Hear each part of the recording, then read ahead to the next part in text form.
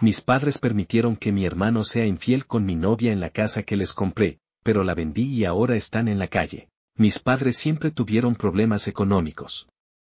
No del tipo este mes estamos justos, sino del tipo constante, pegajoso, que te acompaña toda la vida como una sombra.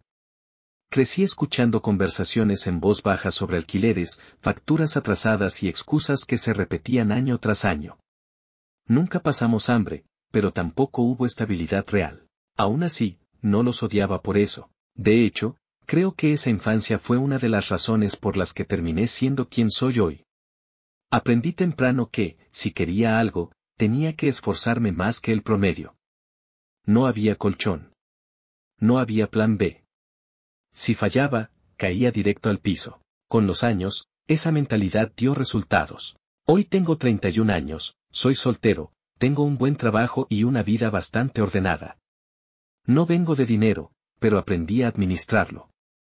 Y cuando supe que mis padres otra vez estaban por perder el departamento porque no podían pagar el alquiler, algo se activó en mí. No fue culpa, no fue obligación, fue decisión. Pensé que ya era hora de devolverles algo. A pesar de todos sus errores, sabía que habían hecho lo que pudieron cuando yo era chico. Así que tomé una decisión que cambiaría todo, usar todos mis ahorros para comprarles una casa. No una mansión, no un barrio cerrado. Una casa modesta, de 3 habitaciones, en una zona tranquila, pero en efectivo, sin hipoteca, sin banco respirándoles en la nuca. La casa quedó a mi nombre, únicamente por temas de impuestos y trámites. Se los expliqué con claridad. Ellos aceptaron sin discutir. Mi idea era simple, que vivieran ahí el resto de sus vidas sin pagar alquiler. Cuando les di las llaves, lloraron. Mi madre me dijo que era el mejor regalo que había recibido en su vida. Mi padre me abrazó como no lo hacía desde que yo era chico. Y yo me sentí en paz. Sentí que había hecho lo correcto, aunque eso significara quedarme prácticamente en cero. 3 semanas después de que se mudaron, recibí una llamada que, en ese momento, no parecía importante, pero que hoy sé que fue el primer dominó en caer. Era mi hermano. Me dijo que su novia lo había echado del departamento. No tengo dónde quedarme, me dijo. Solo necesito un lugar por un tiempo. Mis padres tenían una habitación libre en la casa nueva. Y aunque yo era el dueño legal, esa casa la había comprado para ellos, no para mí. Háblalo con mamá y papá, le dije. Si ellos están de acuerdo, no hay problema. Pensé que estaba siendo un buen hermano. Pensé que estaba ayudando a la familia. No sabía que, en ese mismo momento, estaba entregándole a mi hermano la llave de todo lo que me importaba. Después de que mi hermano se mudó con mis padres, la vida siguió con cierta normalidad. O al menos eso creí en ese momento. Yo estaba enfocado en el trabajo, en mantener mi rutina y en no pensar demasiado en los problemas ajenos. Siempre fui de los que creen que, mientras cada uno se haga cargo de sus decisiones, todo puede funcionar. Fue en ese periodo cuando conocí a ella. Nos cruzamos en una liga social de deportes, algo bastante casual. No fue amor a primera vista, ni una escena de película romántica. Simplemente empezamos a hablar. Primero de cosas simples, después de cosas más personales. Había química, pero también comodidad, algo que no siempre aparece rápido. Empezamos a salir. Las cosas avanzaron más rápido de lo que esperaba, pero no se sintió mal. De hecho, se sintió correcto. En pocas semanas ya éramos exclusivos. Y después de mucho tiempo, sentí algo que había olvidado, tranquilidad. No juegos mentales. No dramas innecesarios. O eso pensaba. Era la primera mujer en años con la que realmente podía imaginar un futuro. No solo citas y fines de semana, sino planes reales. Viajes. Mudarnos juntos. Construir algo. Por eso, después de aproximadamente un mes, decidí presentarla a mi familia. Pensé que era el paso lógico. La invité a cenar a la casa de mis padres, la misma casa que yo les había comprado hacía poco. Ella aceptó encantada. Estaba nerviosa, pero con ese nerviosismo lindo de querer caer bien. La cena, al principio, fue normal. Conversaciones triviales. Comentarios sobre el trabajo. Risas educadas.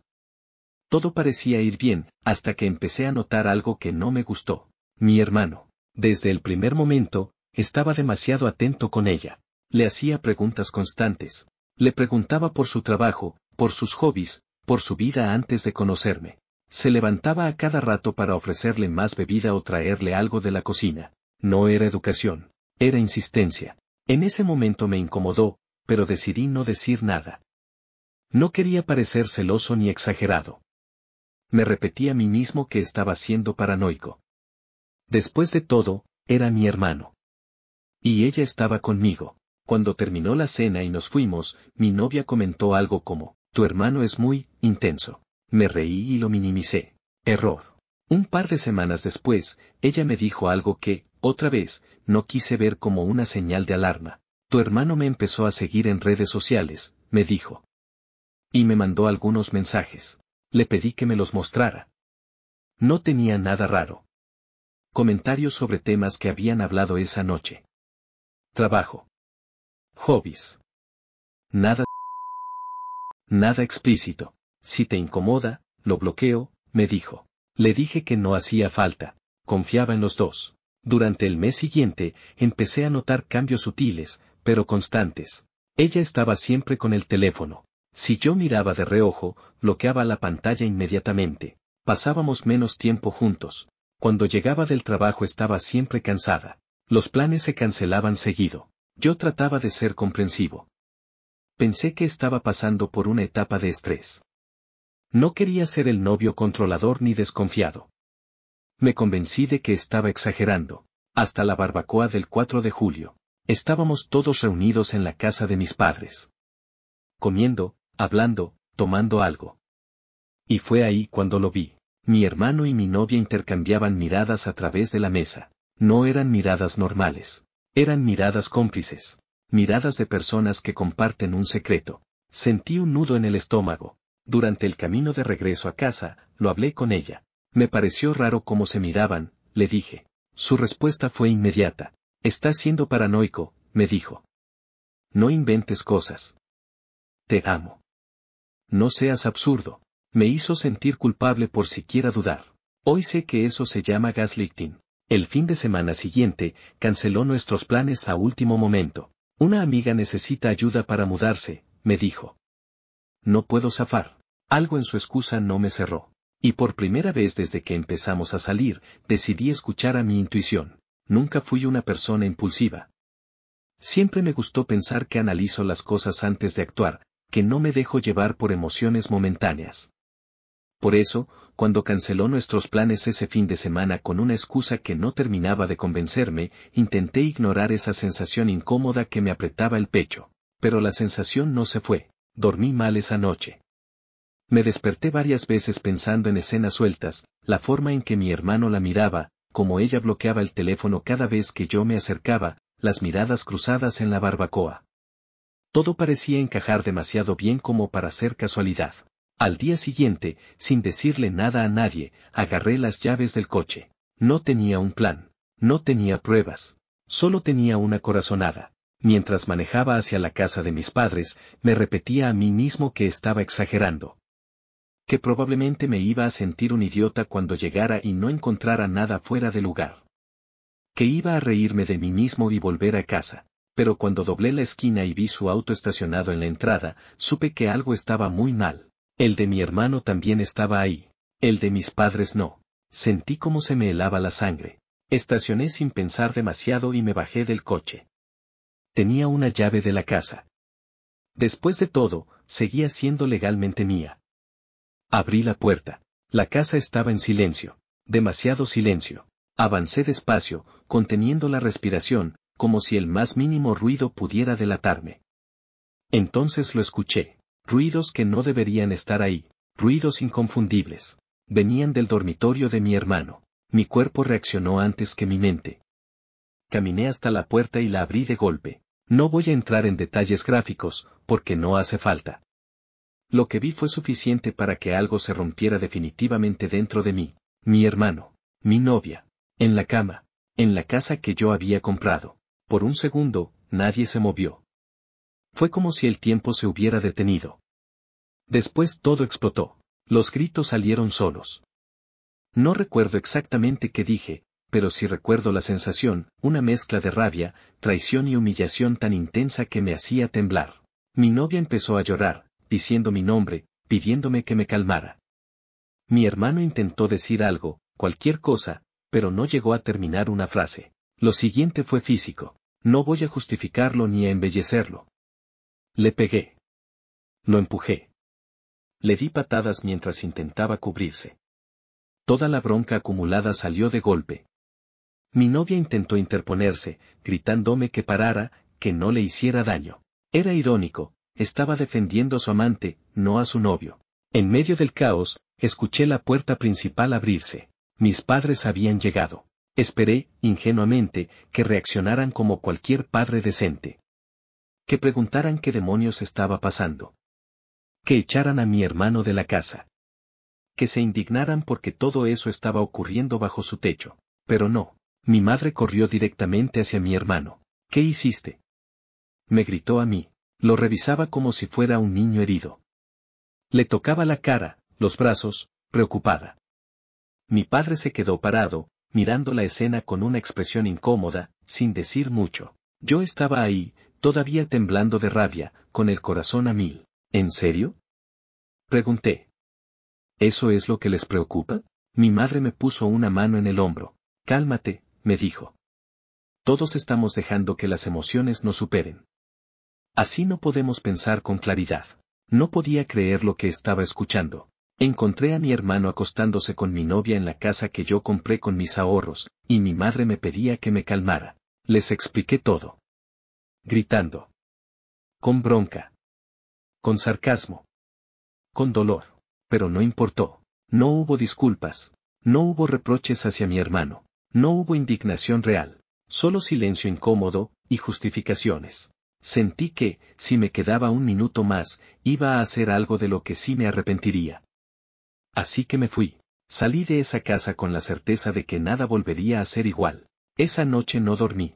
Mi teléfono vibró incontables veces sobre la mesa, iluminando la habitación con llamadas y mensajes que no tenía la menor intención de contestar.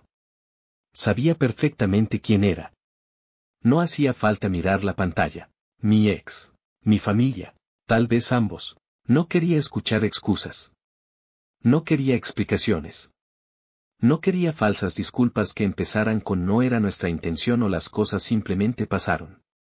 Nada de eso iba a cambiar lo que había visto con mis propios ojos. A la mañana siguiente, con la cabeza todavía pesada y el cuerpo tenso, acepté reunirme con mi ex. No para hablar, no para arreglar nada, sino para terminar oficialmente. Nos encontramos brevemente. No fue una charla larga ni emotiva. Ella intentó llorar. Intentó justificarlo. Dijo que había una conexión, que todo había sido confuso, que nadie quiso lastimarme. Eso fue lo que más me molestó. Porque nadie cae por accidente en la cama del hermano de su pareja. Eso no es confusión. Es elección. Le dije que se llevara todas sus cosas de mi departamento. Que no quería volver a verla. Que no me escribiera más. Se fue llorando. No sentí alivio. Sentí vacío. Durante aproximadamente una semana después de eso, no supe nada de mi familia. Y por primera vez en mucho tiempo, el silencio fue un regalo. No tenía energía para discutir ni para escuchar cómo intentaban minimizar lo ocurrido. Hasta que mi madre llamó. Me dijo, con un tono sorprendentemente calmado, que pensaban que yo no debería estar enojado con ellos ni con mi hermano. Que estaba exagerando.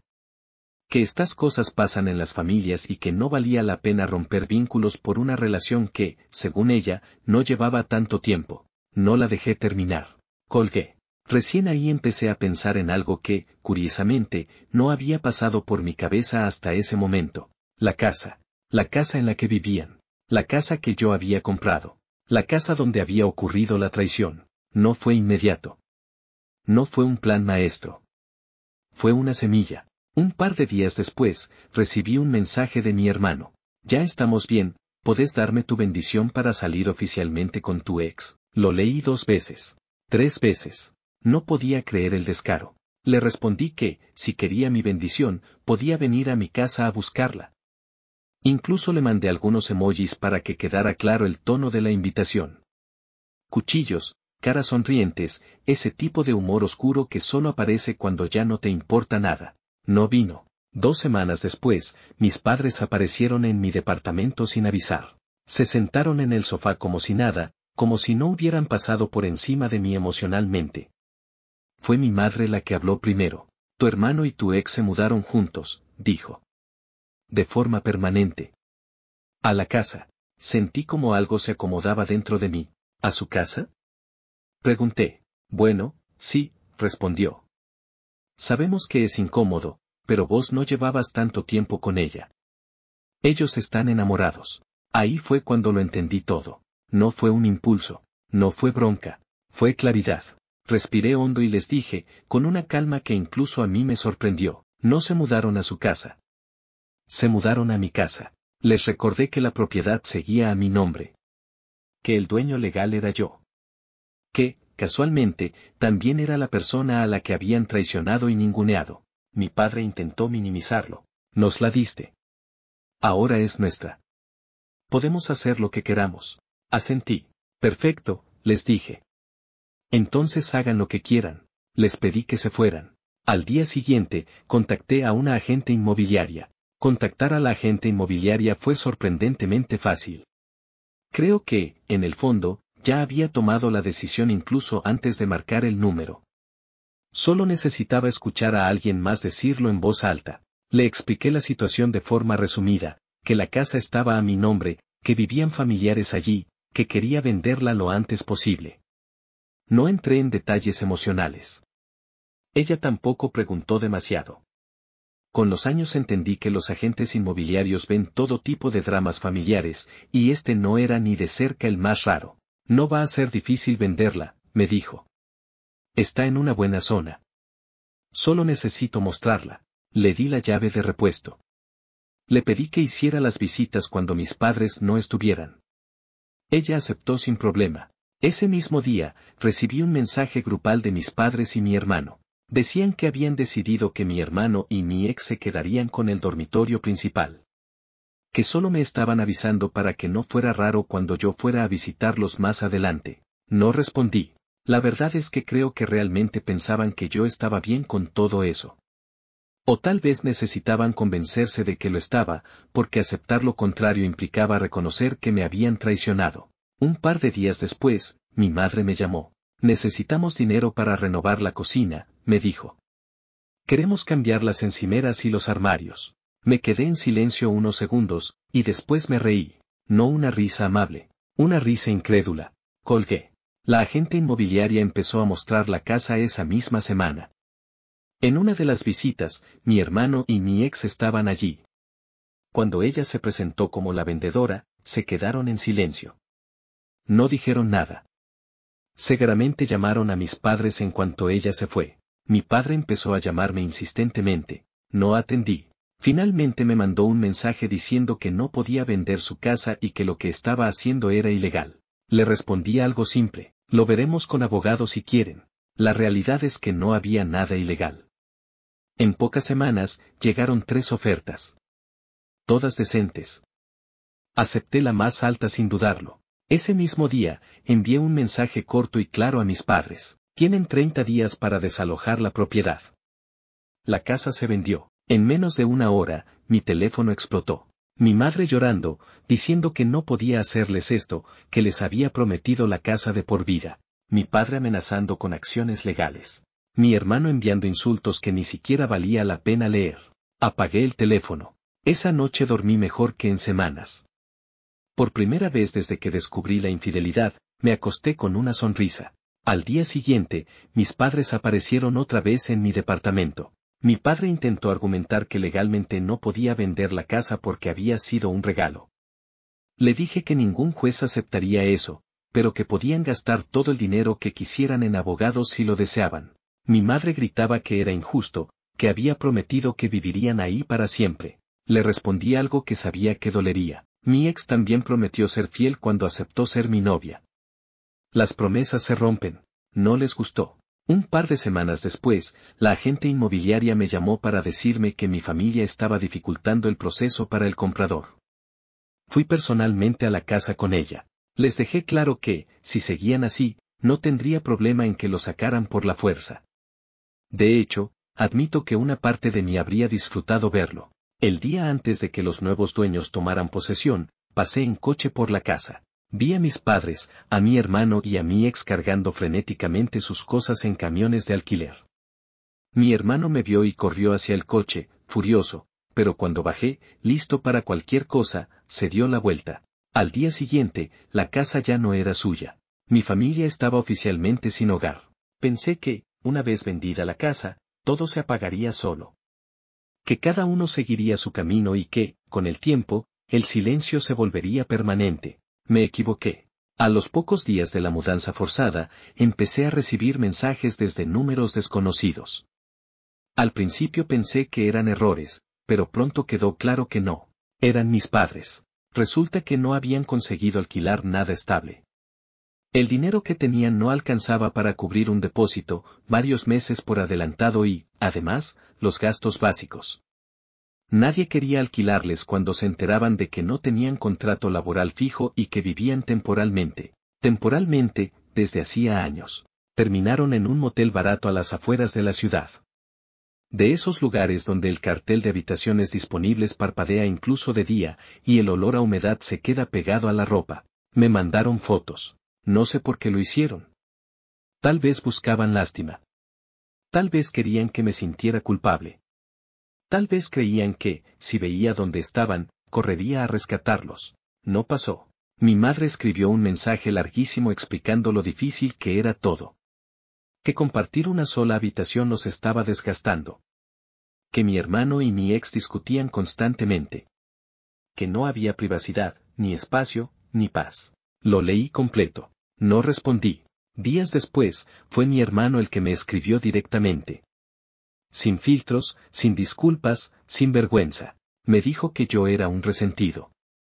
Que siempre le había tenido envidia.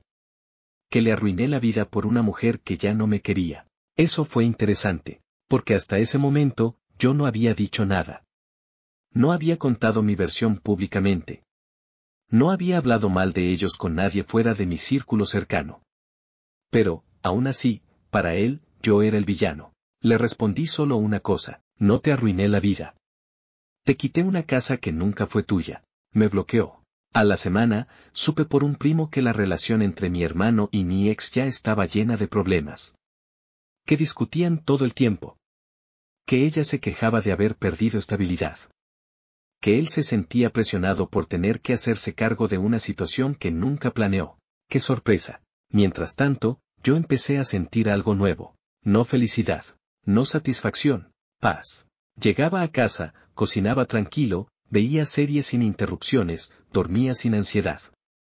Por primera vez en mucho tiempo, mi vida no giraba alrededor de complacer a otros. Una tarde, mi padre me llamó desde un número que no conocía. Atendí. No gritó. No amenazó. Sonaba cansado. Me pidió que, al menos, ayudara con dinero. Dijo que no era justo que yo estuviera cómodo mientras ellos la pasaban mal. Respiré hondo. Le dije que durante años yo había ayudado. Que les había comprado una casa. Que había confiado en ellos. Que me habían fallado. Las consecuencias no son castigos, le dije. Son resultados. Colgó sin responder. Esa noche pensé mucho en todo lo ocurrido. No con rabia, sino con distancia. Empecé a darme cuenta de algo incómodo pero real: mi familia siempre había esperado que yo arreglara todo. Que yo pagara, que yo perdonara, que yo me callara. Esta vez no lo hice. Y el mundo no se acabó. La noticia me llegó de la forma más inesperada posible, por un mensaje de una tía con la que casi no hablaba. No era cercana, no solíamos tener conversaciones profundas, y por eso mismo su mensaje me llamó la atención. No tenía reproches ni juicios. Solo decía: necesito contarte algo. Creo que ya es momento de que lo sepas. Nos encontramos un par de días después en un café. Ella parecía incómoda, como si estuviera traicionando un pacto silencioso que había existido durante años en mi familia. Empezó con rodeos. Comentarios generales. Frases como no es fácil hablar de esto o nadie quiso hacerte daño. Hasta que finalmente lo soltó. Mi hermano había tenido antecedentes. No solo con mi ex. Resulta que, años atrás, había intentado acercarse a otras parejas mías. Coqueteos disfrazados de bromas. Comentarios fuera de lugar. Mensajes inocentes que, vistos con perspectiva, no tenían nada de inocentes. Y mis padres, lo sabían. Siempre lo supieron. Pero lo excusaban. Es así, no lo tomes en serio. Vos sos más fuerte. Escuchar eso fue como encajar una última pieza de un rompecabezas que no quería completar. Todo empezó a tener sentido. La forma en que minimizaron lo ocurrido. La facilidad con la que eligieron su lado. La rapidez con la que normalizaron que mi ex se quedara en la casa. No fue un accidente, fue un patrón. Mi tía me dijo que, cuando mi hermano y mi ex empezaron su relación oficial, la familia se dividió. Algunos pensaban que estaba mal. Otros decían que yo ya iba a superarlo. Nadie me preguntó cómo estaba. Nadie me defendió. Me fui de ese café con una mezcla rara de emociones.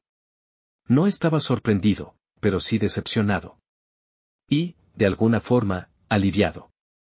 Porque por primera vez entendía que no había hecho nada mal. Esa misma noche, recibí otro mensaje de mi madre. Decía que mi ex estaba embarazada. Leí el mensaje varias veces. No supe qué sentir.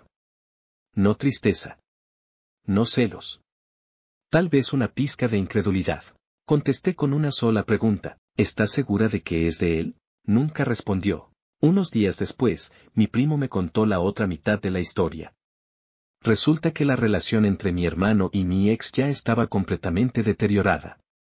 Discusiones constantes, reproches, acusaciones de infidelidad mutua, ironías de la vida. Mi ex sospechaba que mi hermano le había sido infiel en el motel. Mi hermano sospechaba que ella hablaba con otros hombres. Ninguno confiaba en el otro. El gran amor que justificó destruir una familia duró menos de lo que duró mi paciencia. Mientras tanto, mis padres seguían intentando contactarme. A veces con culpa. A veces con enojo. A veces con manipulación emocional directa. Nos debes esto, después de todo lo que hicimos por vos, somos tu familia. Pero cada vez que dudaba, recordaba la escena en la casa. Recordaba la cama. Recordaba el silencio cómplice. Y la duda se iba. Esa fue la primera vez que pensé seriamente en algo que antes me parecía impensable, cortar contacto por completo. No como castigo, como protección. Era casi medianoche cuando escuché los golpes en la puerta. No eran suaves. No eran educados. Eran desesperados. Me quedé quieto unos segundos, mirando la puerta, como si eso pudiera decirme quién estaba del otro lado. No esperaba visitas. Y mucho menos a esa hora. Volvieron a golpear. Más fuerte. Sé que estás ahí, dijo una voz que conocía demasiado bien. Mi hermano. Sentí una mezcla de cansancio y resignación. No miedo. No enojo. Solo esa sensación de sabía que esto iba a pasar. Abrí la puerta. No estaba como lo recordaba. Ojeroso, con la ropa arrugada, el pelo descuidado. Olía a cigarrillos y a encierro. Detrás de él, el pasillo del edificio parecía aún más pequeño. Tenemos que hablar, dijo, sin saludar. Me crucé de brazos. Tenés 5 minutos. Entró sin esperar invitación. Miró alrededor, como si estuviera evaluando mi vida. El sillón, la televisión, el orden. Todo lo que él había perdido. ¿Estás cómodo?, dijo. Mientras nosotros estamos hechos polvo. No respondí. Se sentó y pasó las manos por la cara. Las cosas se nos fueron de las manos, admitió. Nadie pensó que ibas a llegar tan lejos. Ahí estaba. La frase clave. No pensaron que yo haría algo. Me explicó que mi ex estaba embarazada, pero que no estaba seguro de que el hijo fuera suyo. Que discutían todo el tiempo. Que el motel era un infierno. Que mis padres estaban insoportables. Necesitamos ayuda, dijo finalmente. Vos siempre ayudás. Lo miré fijo. ¿Eso es todo?, pregunté. ¿Viniste a pedirme plata? Negó con la cabeza. No solo plata, dijo. La casa. Me reí. No pude evitarlo. ¿Cuál casa? La que vendiste, respondió. Tenés que anular eso. Es nuestra. Vos sabés que es nuestra. Sentí algo parecido a lástima. Pero no lo suficiente. Le recordé, con calma, todo lo que había hecho. La traición. La mentira. El silencio. El desprecio. Le pregunté si, en algún momento, pensó en mí. No respondió. Nunca fue personal, dijo al final. Simplemente pasó. Eso fue lo que me quebró. No grité. No insulté. Solo abrí la puerta. Ándate. Se levantó lentamente. Si no nos ayudas, dijo, vas a perder a tu familia para siempre. Lo miré a los ojos. Ya la perdí, le respondí. Se fue sin decir nada más. Esa noche no dormí. No por culpa, sino porque algo se cerró definitivamente dentro de mí. Como una puerta que, una vez cerrada, ya no vuelve a abrirse. Al día siguiente, bloqueé a mi hermano. A mi madre. A mi padre. Todos. Por primera vez, el silencio fue total. Durante las primeras semanas después de cortar contacto, sentí algo parecido a una tregua. No felicidad plena, pero sí calma. Mi teléfono estaba en silencio. Mi correo no tenía mensajes inesperados. Nadie tocaba mi puerta. Pensé que, tal vez, habían entendido. Otra vez me equivoqué. Una mañana, mientras desayunaba antes de ir a trabajar, empecé a recibir mensajes de amigos lejanos, conocidos, incluso de personas con las que no hablaba desde hacía años. Che, ¿estás bien? Vi lo que publicaron tus padres. No sabía que eras capaz de algo así. No entendía nada. Abrí redes sociales. Ahí estaba. Un post larguísimo de mi madre, escrito como si fuera una víctima de una tragedia griega. Contaba cómo su hijo desalmado había echado a su propia familia a la calle. Cómo había vendido la casa del hogar familiar sin avisar. Cómo había dejado a una mujer embarazada sin techo. No mencionó la infidelidad. No mencionó la traición. No mencionó que la casa estaba a mi nombre. Solo dolor cuidadosamente editado. Mi padre compartió el post. Mi hermano comentó con frases como, nunca pensé que mi propio hermano nos haría esto. Los comentarios eran un circo. Personas que no sabían nada de la historia opinando como jueces. Algunos pedían que me perdonaran igual. Otros decían que la sangre era más importante que cualquier cosa. Cerré la aplicación. Me senté en silencio varios minutos. No estaba enojado. Estaba cansado. Cansado de que siempre yo fuera el fuerte, el que aguanta, el que se calla. Por primera vez, consideré contar mi versión. No por venganza, por verdad. Escribí un texto largo. Detallado. Cronológico. Sin insultos. Sin exageraciones. Conté cómo compré la casa. Cómo descubrí la infidelidad. Cómo mis padres la permitieron. Cómo me dijeron que exageraba. Cómo mi hermano se mudó con mi ex. Cómo intentaron manipularme después. Adjunté pruebas. Escrituras. Fechas. Mensajes. Lo publiqué. No fue inmediato, pero el efecto fue devastador. Algunos borraron sus comentarios. Otros pidieron disculpas. Varios familiares me escribieron en privado diciendo que no sabían toda la historia. Mi madre borró su post esa misma noche. Mi hermano me mandó un mensaje furioso desde otra cuenta, acusándome de humillarlo públicamente. No respondí. Lo que más me sorprendió fue mi ex. Me escribió por primera vez desde que todo terminó. Me dijo que yo había arruinado su reputación. Que ahora nadie la apoyaba. Que se sentía expuesta. Le respondí una sola cosa, la verdad no arruina reputaciones. Revela conductas. Me bloqueó. A partir de ese día, la narrativa cambió. Ya no era el villano universal. Pero el daño ya estaba hecho. Las relaciones no se arreglan solo con aclaraciones públicas. Algunas personas desaparecieron de mi vida. Otras se acercaron más. Y yo aprendí algo importante, no todo el que te llama familia está dispuesto a protegerte. Pensé que después de exponer la verdad públicamente, todo iba a terminar. Que, al menos, se rendirían. Que aceptarían la derrota silenciosamente y seguirían con sus vidas. Pero hay personas que, cuando se quedan sin argumentos, sin poder y sin control, recurren a lo más bajo. Una tarde recibí un correo electrónico. No de mis padres. No de mi hermano. De un abogado. El asunto decía, notificación formal, asunto familiar urgente. Lo abrí con calma. Demasiada calma, en realidad. El correo decía que mis padres estaban considerando acciones legales por daño emocional, abandono familiar y perjuicio económico. pero lo que más me llamó la atención fue una frase específica. Existe una situación de embarazo que podría verse afectada por la conducta del destinatario. Ahí estaba. El embarazo. La última carta. No decían que el hijo era mío, porque no podían. No decían que yo tenía responsabilidades legales, porque no las tenía. Pero insinuaban. Jugaban con la ambigüedad. Con la culpa social. Con el miedo. Consulté con un abogado esa misma semana. Le llevé todo, escrituras, mensajes, capturas, publicaciones, fechas. Leyó todo con paciencia. Después me miró y dijo algo que no voy a olvidar. Legalmente, esto es humo. Emocionalmente, es chantaje. Me explicó que no podían obligarme a nada. Que no había base legal. Que lo único que buscaban era asustarme o forzarme a negociar. Salí de ahí con algo nuevo, respaldo. Pero la parte difícil no fue legal. Fue humana. Esa noche me senté solo, en silencio, pensando en el bebé. En la posibilidad, mínima, pero existente, de que mi hermano no fuera el padre. En el caos que rodeaba a esa criatura antes incluso de nacer, sentí algo parecido a tristeza.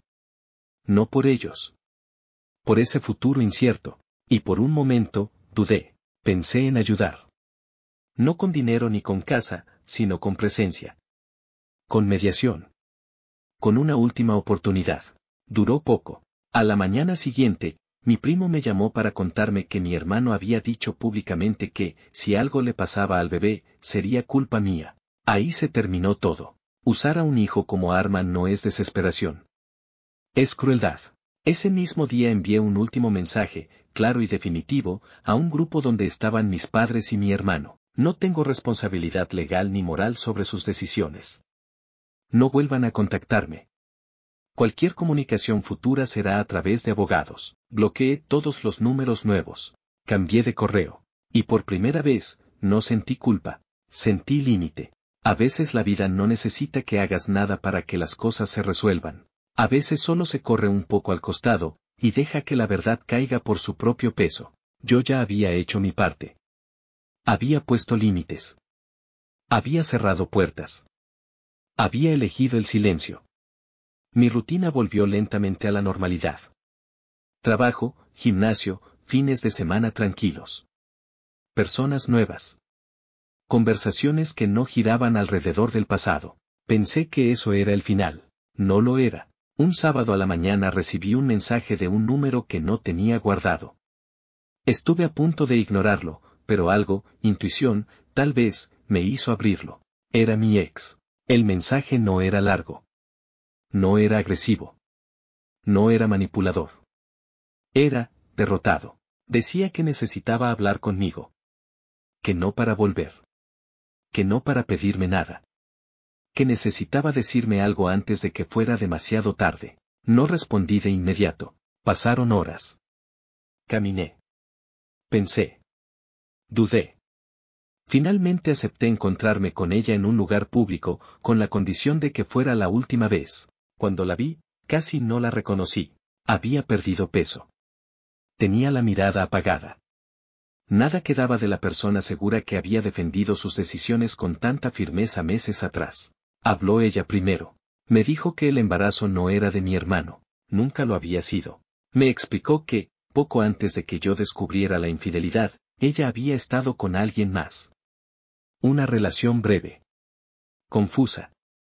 Algo que, según ella, no pensó que fuera relevante, pero lo fue. Mi hermano lo sospechaba desde hacía semanas.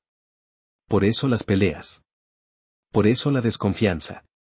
Por eso el derrumbe. Cuando ella finalmente se lo confirmó, todo explotó. Mi hermano la acusó de haberle arruinado la vida. Mis padres, que tanto habían defendido esa relación, quedaron en shock. El bebé ya no era el argumento moral que los protegía. Y entonces pasó lo inevitable. Mi hermano se fue. No de la relación, de la familia. Desapareció. Dejó el motel.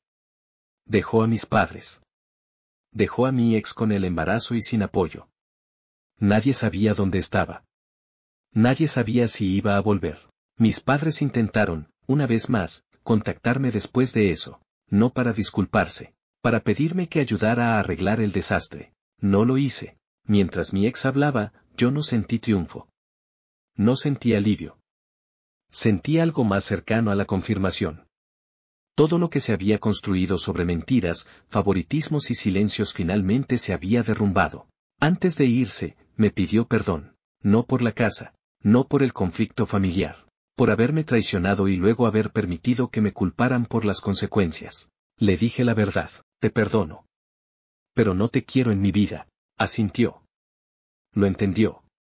Se fue. Esa noche, sentado solo en mi departamento, entendí algo fundamental: yo no destruí a mi familia.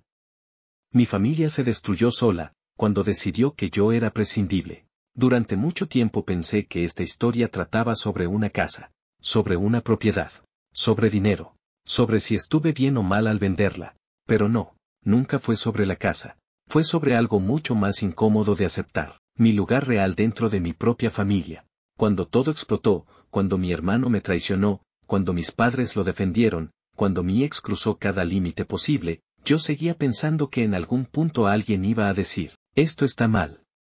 Vos no te merecías esto. Ese momento nunca llegó. Y cuando no llega, tenés dos opciones: esperarlo eternamente, o aceptar la verdad. La verdad era que yo había sido útil, no querido. El hijo responsable. El que resolvía problemas. El que ponía dinero, tiempo y paciencia. Pero no el que importaba cuando había que elegir. Y eso duele más que cualquier infidelidad. Después de aquella última conversación con mi ex, corté definitivamente cualquier vía de contacto con todos ellos. Cambié de número. Ajusté mis redes.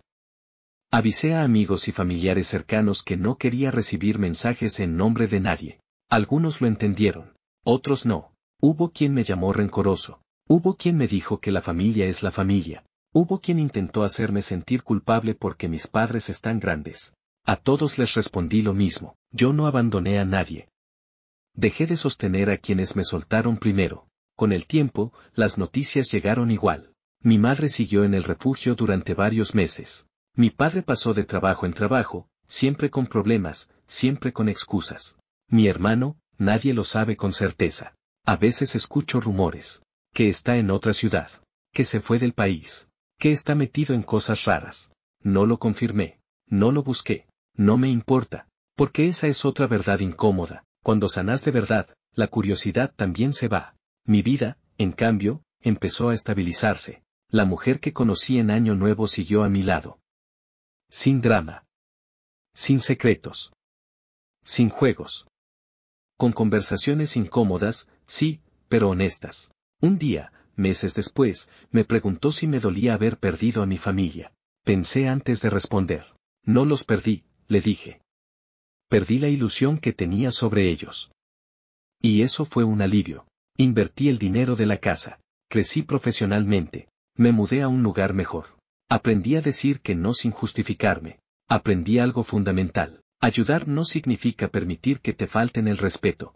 A veces, tarde por la noche, pienso en la versión de mí que compró esa casa. El tipo que creyó que podía arreglar años de favoritismo con una escritura.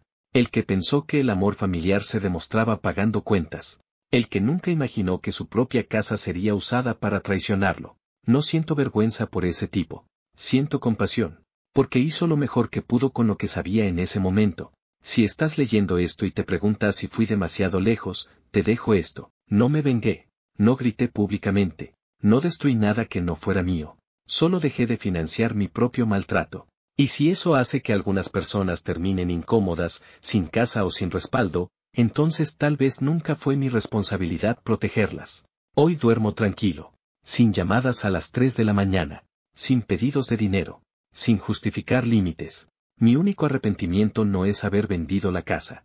Es haber tardado tanto en entender que el amor que exige sacrificio constante pero nunca te defiende, no es amor. Es costumbre. Y yo ya no vivo de eso. Si llegaste hasta acá, gracias por leer. Y si alguna vez sentís culpa por alejarte de quienes te lastiman, recordá esto: la paz no se negocia.